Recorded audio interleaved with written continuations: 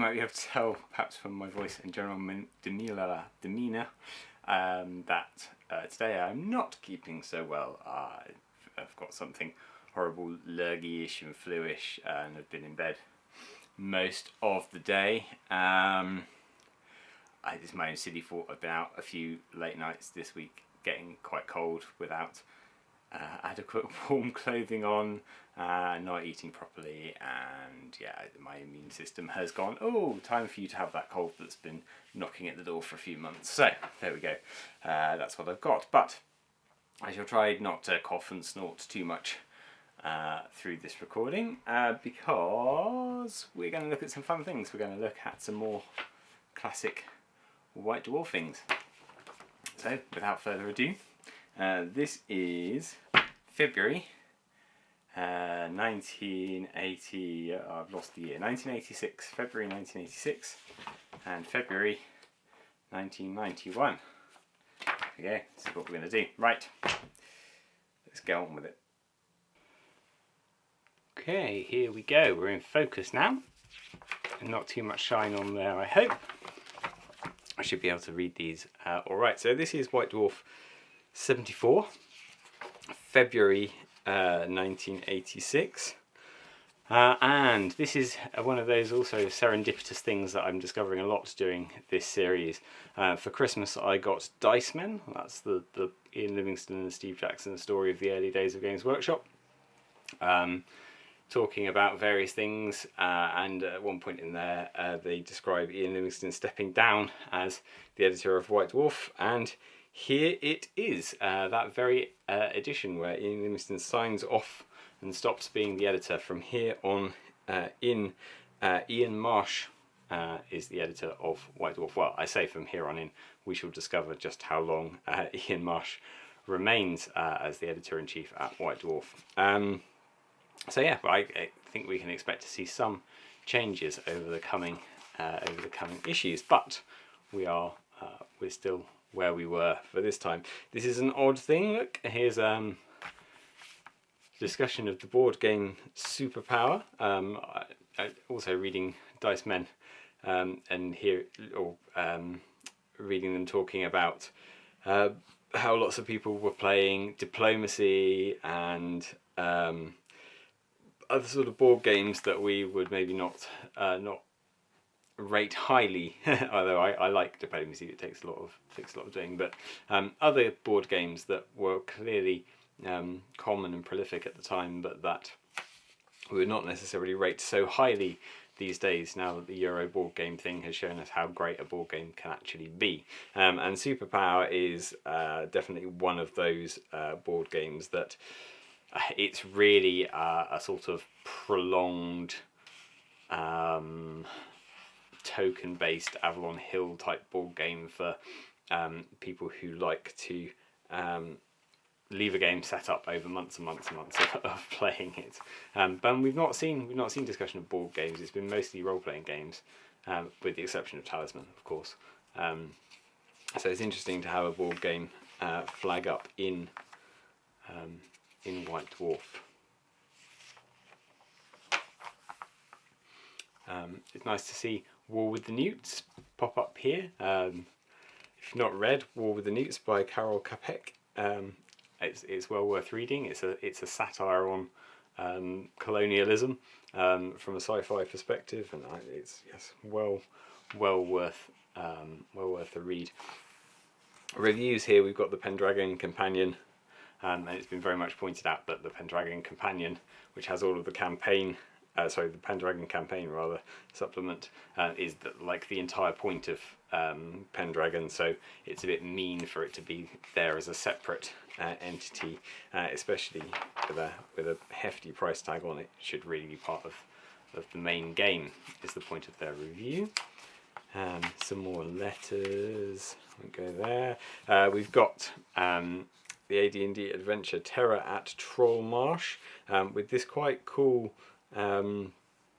English Civil War type illustration here that doesn't really seem to bear much relation. The rest of the campaign is very definitely set in a medieval time. It's not it's not a sort of Renaissance adventure, and this is one of those sort of whodunit adventures, which are quite interesting from an AD&D perspective, because there's not a lot of fighting and killing.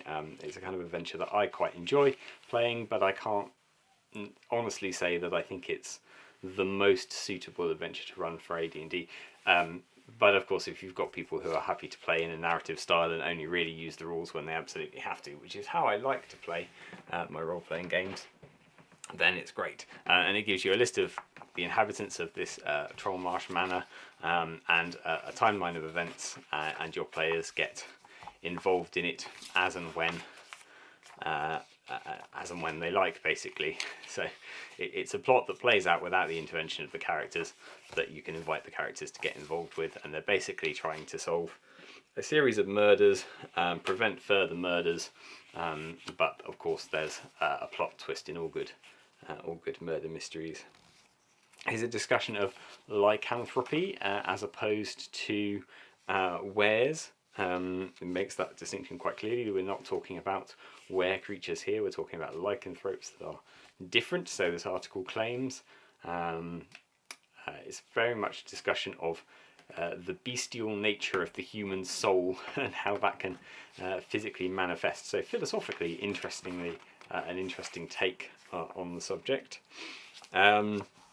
Here's a sci-fi story, a fairly lengthy sci-fi story for White Dwarf standards. It goes on for a few pages, and you may have seen this image. This commonly features in images of old White Dwarfs. They typically open at this page. I don't know why, or whether that's just one very prolific advert that had it. But it's a discussion of a human who gets stuck in an alien civilization that has a caste system. Yes, it's fun. It's a good story. Yeah, it's well worth a read. It's entertaining. It doesn't take itself too seriously. Here's another campaign, this time for Heroquest. This features a type of creature known as the Ithilien Fane. Ithilien, I guess, meaning not anything to do with the part of Tolkien's world that is known as Ithilien, but they obviously liked the name and decided to use it. They're a type of centaur that's part lion and part man, as you can see here in this rather fantastic image here, where it says, here's a map. This means a tent. This is 5 meters. Here are the tents of the troll camp. Well, I'm not sure you really need a map for that, but there you go. This is trying to steal or trying to take back a magical hide, or an ancestral hide that has been stolen from the Ithilien Fane by some trolls for reasons unknown, and they're going to try and get it back from the trolls. And essentially, it's 3 pages. 2.5 of the pages are the setup for the adventure. I guess it's mainly trying to discuss the culture of the Ithilien Fane if you haven't come across them before, and then the actual encounter with the trolls is dealt with in sort of a third of the final page. So make of that waiting what you will. Here we have a discussion of Gentlemen and Players, 2 types of British adventurer for Call of Cthulhu. Designed, I guess, for Americans who may not be familiar with the stereotypes of British high culture, high society.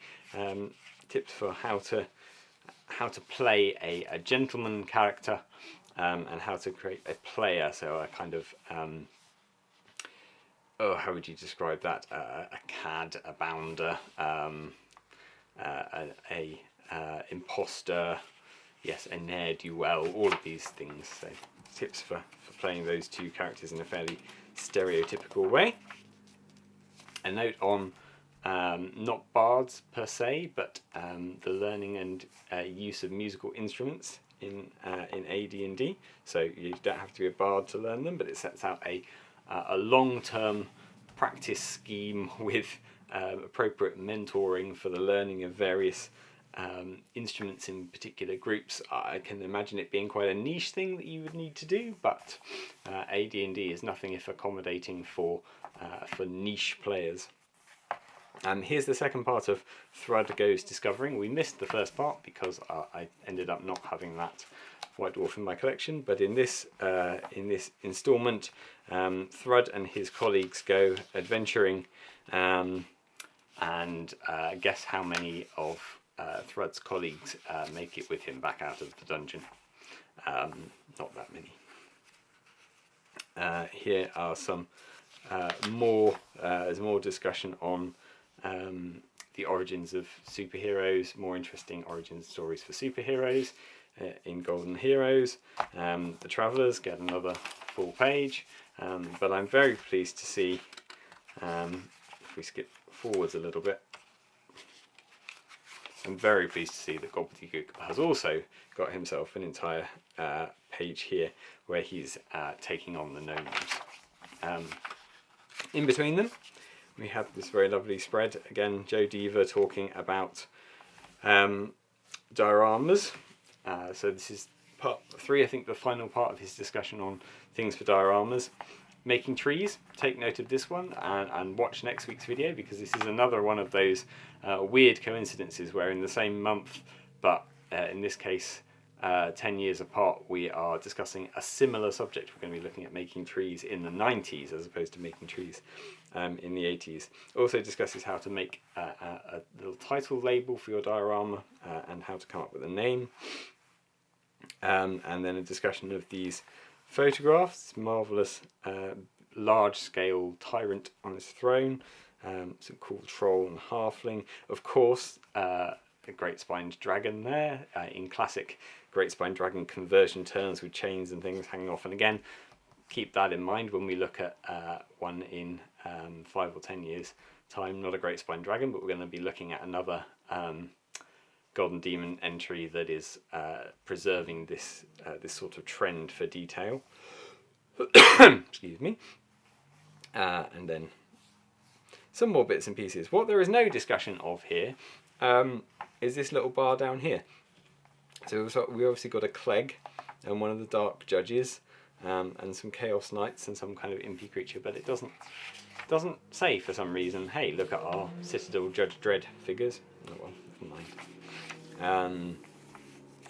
Here's some more news bits and pieces.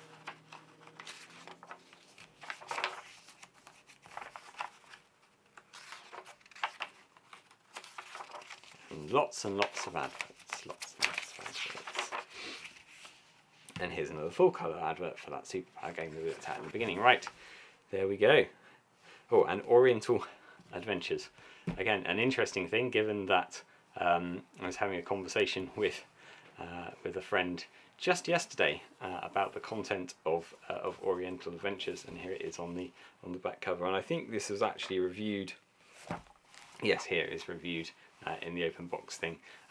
Discussion, of course, of samurai and ninjas as character classes in D&D, perhaps a throwback to all those articles that White Dwarf ran last year or the year before. I forget, it's been a while now, on the ninja classes in D&D, but with lots of other stuff in there as well. There we go. Right, so we have done White Dwarf 74, February 1986. Time to move on 5 years. Here we go. Oh yes, you knew it was coming. This is White Dwarf 134.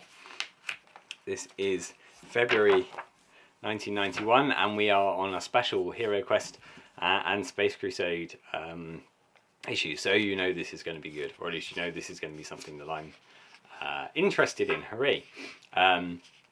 This is probably one of the most read of my old White Dwarfs because it has some cool stuff in, as we will see.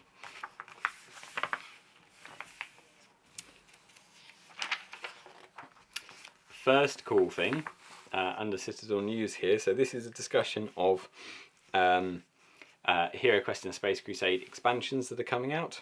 So we know Kellar's Keep, Return of the Witch Lord, Against the Ogre Horde. Apparently for Space Crusade there's a mission design kit. I was unaware of the existence of a mission design kit for Space Crusade. I knew about the dungeon design one for Heroquest and Mission Dreadnought, and of course the Eldar one. But of a special interest down here at the bottom, if I can zoom in on this maybe a little bit, this is the only known existing picture, or certainly to my knowledge, of the metal prototype ogres from the Against the Ogre Horde expansion. As you will know, Heroquest prototype miniatures are my holy grail quest, and these ones obviously look a lot like the Marauder giant ogre, multi-part giant ogres, and I think maybe the short legs are the same, but you will notice if you have this up close and you put it next to the catalogue picture, these bodies are slightly different, the arms are in slightly different poses, the heads are different, so they did actually sculpt different variants of these ogres to use as prototypes for the plastics that went into Against the Ogre Horde. Now, I have never seen any of those come up for sale, but if you have any of these Marauder giant ogres in your collection, take a good look at them, and if they are different from the regular Marauder giant ogres that are in the catalogues, I would be very interested to hear from you, because I would love to get my hands on these prototype models. As far as I know, most people are unaware that they even exist because they never got a release, and this is the only photo that has ever appeared of them. So here's the Space Crusade expansion. Now you can field Terminators and Scouts and Orcs in Space Crusade. So if you wish, you can replace your entire Space Marine squad with Terminators, and why would you not wish to do that? That seems like a fair upgrade. If you wish, you can also replace your entire Space Marine squad with Scouts, and that's possibly something you are less likely to want to do.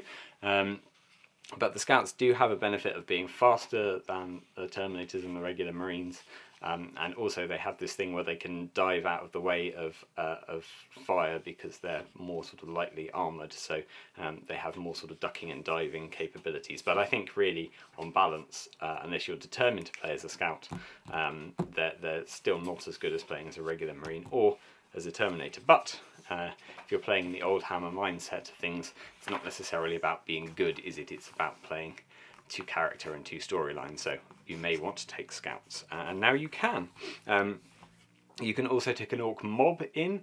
They work in more or less the same way as a regular Space Marine squad. Their weapons are all pretty much equivalent, and they've got a few different order cards and equipment cards, but they're really just rebranded versions of the Space Marine cards, so nothing too dramatic in that. And then Genestealer hybrids and Tyranids are a thing that only the Alien Commander can take, and you can substitute, if you wish, a Genestealer for a Tyranid, and again, why would you not?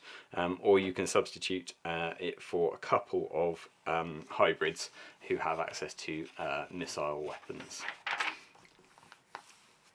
Then we have an advanced Heroquest campaign, the Trollslayer's Oath, attempting to return an ancestral hammer to the tomb of the Trollslayer's ancestors in a goblin-infested dwarf hall. So it's another Moria campaign, but it's quite entertaining. It looks like quite a long one. In fact, it's not goblin infested at all. It's Skaven infested. I don't know where I got goblin infested from. It's Skaven infested, which of course is something quite different. But the layout of the dungeon is quite interesting. We go back to this this map here. This is a very crudely drawn map. There are various ways of approaching the different levels of the dungeon. Some of the dungeon is normal random creation, and then a couple of levels are set.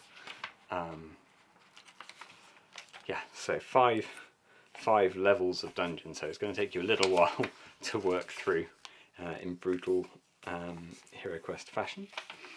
And if that's taking a bit too long for you, here is the same thing, and it's called something slightly different, but it's the same principle for a Heroquest board. And this has these pictures that I recognise from the Marvel Heroquest Winter Special.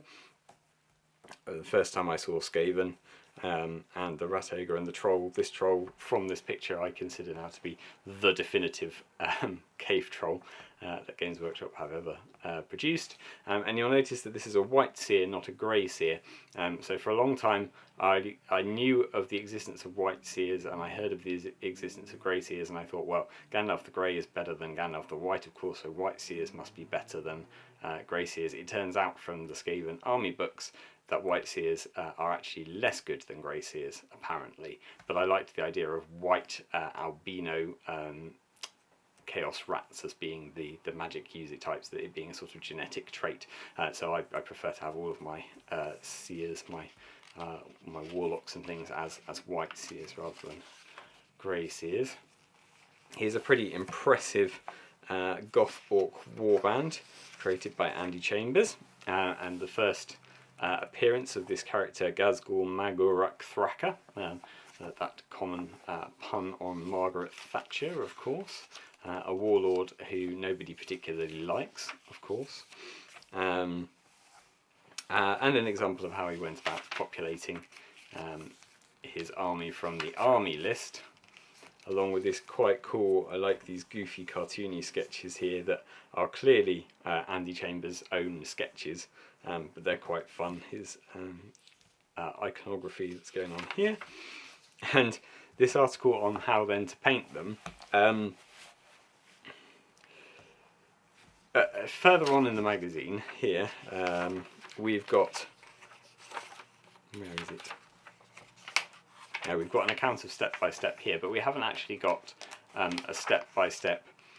Here's your base coats, here's your shading, and all of these ones pretty much look like base coat and ink wash, apart from this one that is very clearly just a base coat applied. And I don't know whether maybe they were going to do this as a step-by-step painting guide. This looks very much like the same paint scheme with extra stuff applied. But then they decided that they were just going to show painted miniatures, and they hadn't taken photos of these with the ink washes and the highlights on them. I don't know. These are particularly goofy looking models, as opposed to these with nice dark ink washed skin tones all over them, which all of the others have. And look at the amazing free-handed sort of harlequin patterns on the freeboot. It's very, very cool stuff.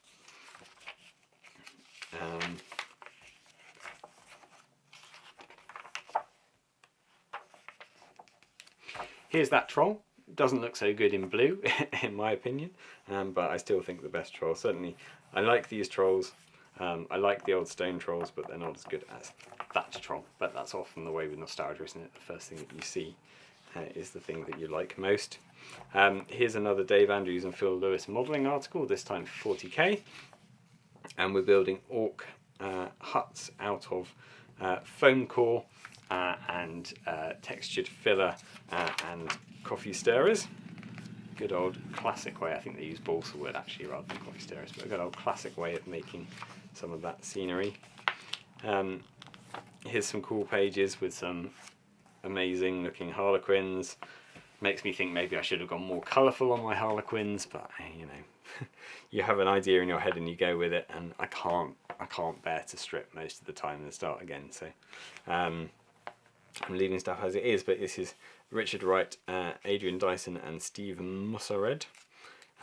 Very cool, colourful pages of nice stuff with familiars and squigs and other cool things.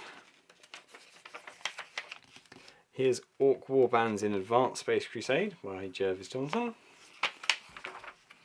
So we've had Orc Warbands in regular Space Crusade.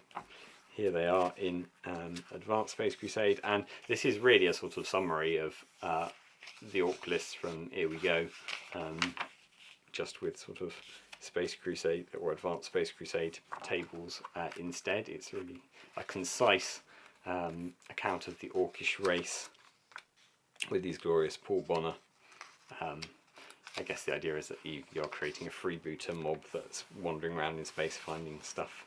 And it does seem like you get an awful lot of orcs. I've never played Advanced Space Crusade, so I can't comment, but it does seem like you're able to pick a huge quantity of orcs to go and stomp Tyranids with. But maybe you need to, maybe they're a bit squishy. Some board sections for you to cut out, stick onto card and use in your games, or buy a second copy of White Dwarf, of course, for doing that. And here are those glorious Kev Adams Space Orcs. Jez Goodwin's Skaven.